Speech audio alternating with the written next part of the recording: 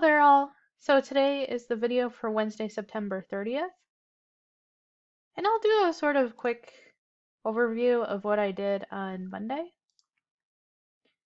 So I'm going to go into our course schedule here. I did end up making a few changes to our course schedule.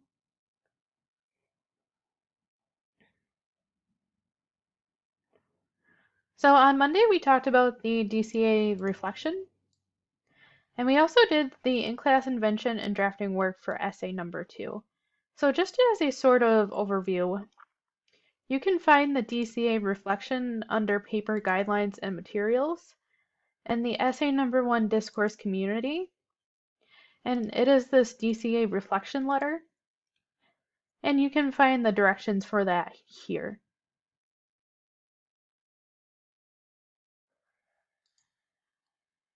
We also did the in-class invention and drafting work for essay number 2. And that can be found under lessons and under lesson 8, the tech backlash article discussion and the paper 2 invention. And of course you can find that right here. Now for homework I did assign the Norton Field Guide chapters 5 and 6, and reading response is due tonight by midnight, and hopefully everyone is working on their draft for essay number 2. So anyway, moving on to today, we're going to be doing an online writing workshop, continue working on essay number 2, the RA draft, and a lesson on MLA style and citations, and everyone should continue working on drafts. Also, please note that the RA or paper number 2 drafts are due on Monday before class. And the reason for that is because we're going to be doing an in-class peer review workshop.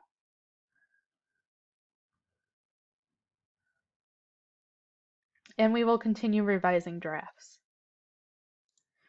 So anyway, I would like to start out today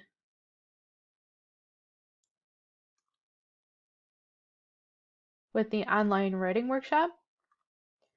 I'm working on essay number 2, and I have a mini lesson on MLA style and citations.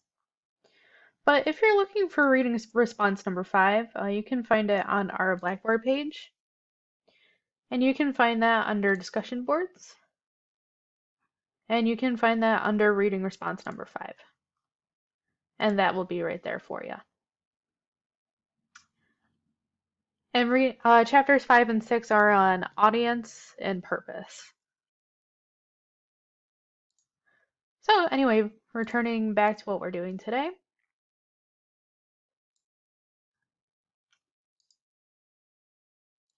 I have our lesson under the Lessons tab, and under the online workshop, the RA. And that's what I'm going to be going over today.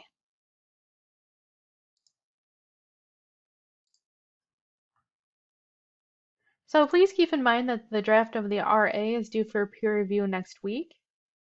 And for our class, for my hybrid class, it is due next Monday before our Zoom meeting. So here's what we did for paper 2. Here is a review of the invention for paper 2, and we did this on Monday in class together. And we actually went over the sample paper together. So thinking about the sample paper in our class discussion, here's an invention exercise to get started. What do you think about the impact of technology? Are Walker's claims valid? Thinking about the article, Walker expresses concerns about security and privacy when it comes to devices like Google Home or Alexa speakers. What is your stance on this issue? Do you have concerns about security and privacy? Lastly, do you think Walker's claims are an effective argument? Why or why not? Thinking about this will help with the invention of your thesis statement for the second paper. And here's for the invention of body paragraphs. And this is actually from our guidelines for the subpoints and the reasons. So the reasons why the text should or should not be published are indicated in the topic sentences or near the beginning of each body paragraph, not in the thesis statement. But in order to craft your reasons, you will need to draw upon the rhetorical analysis skills we practiced together in class. To put it another way, the support for your claim rests on your analysis of the composition. To put it yet another way, you will need to ask yourself whether the author of the composition you are analyzing makes effective ethos, pathos, and logos appeals. Use the next part to help you analyze the composition. And this is for the invention of evidence or supporting details. So what will you fill your body paragraphs with? You'll need to provide supporting details that fully explicate your reasoning, why you believe the article should or should not be published. Supporting details provide support for your reasoning. Use the following invention questions to aid in providing supporting details.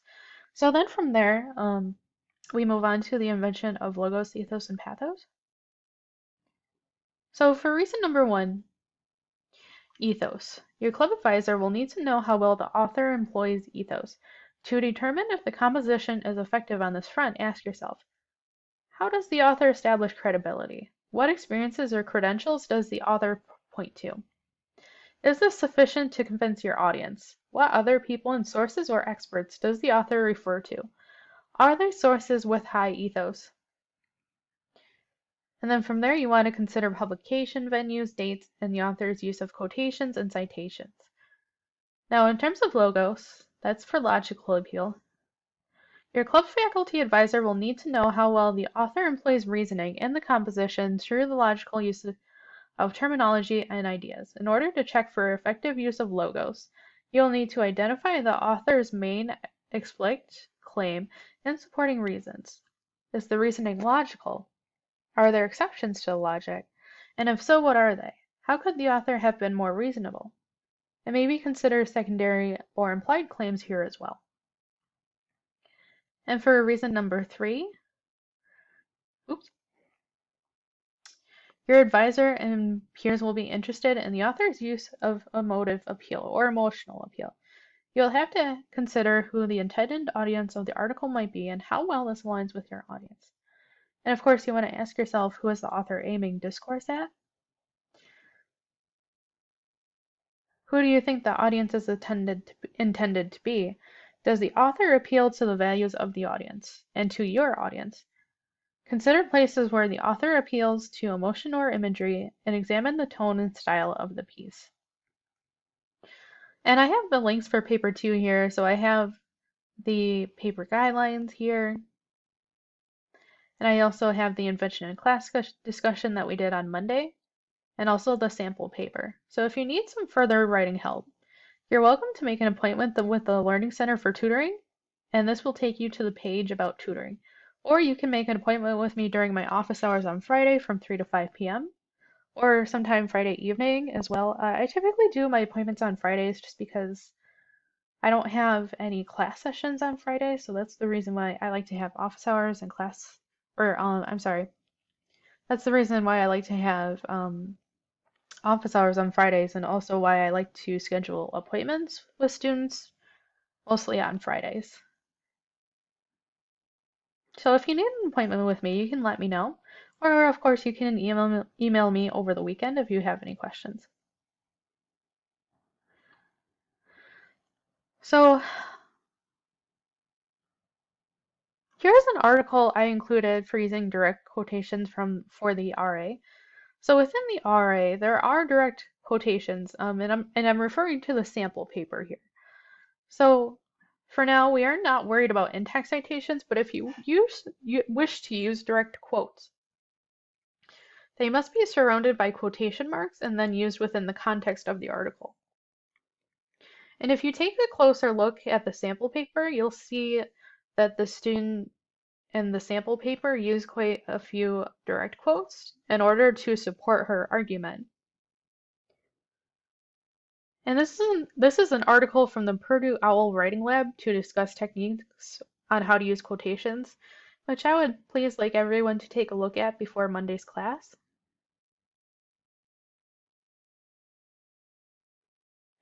So looking at the sample paper, like I was saying, the student used quite a few direct quotations in order to support her own claims, and this is an example that I actually took from one of the body paragraphs.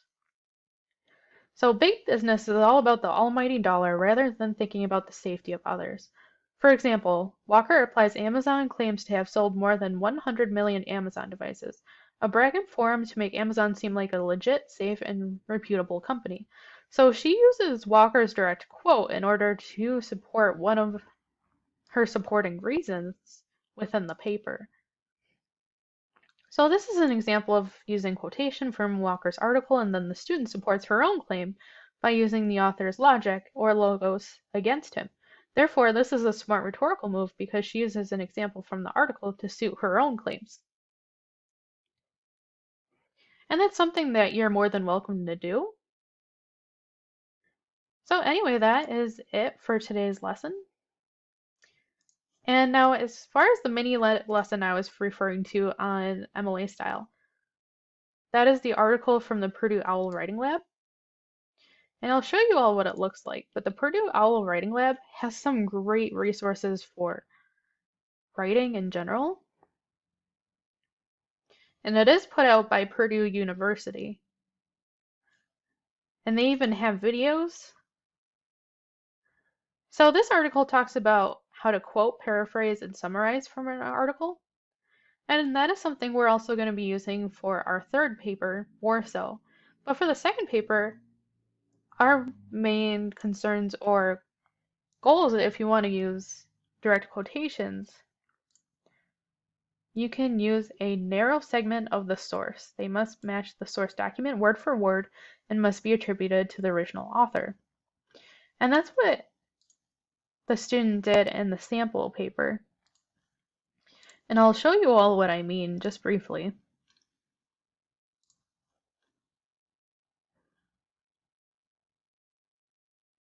So if you take a look at this sample paper,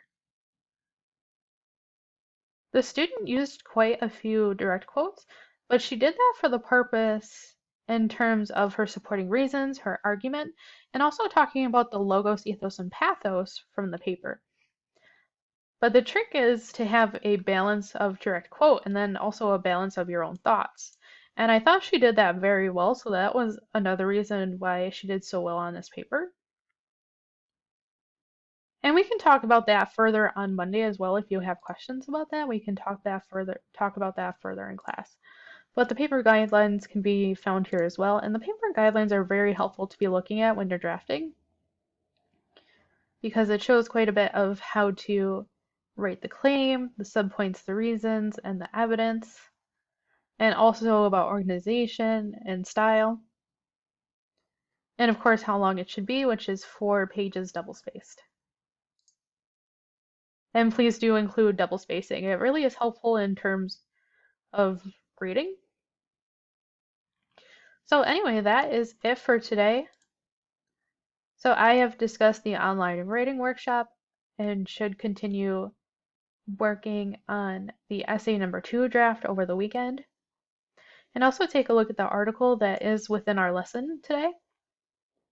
And like I said, for homework, the only homework we have for the weekend is to continue working on your draft and make sure to have that done before class on Monday, please.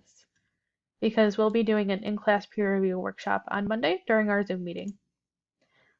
And that is it for today. I hope you all have a wonderful day. And if you have any questions, please feel free to email me or stop in during office hours on Friday.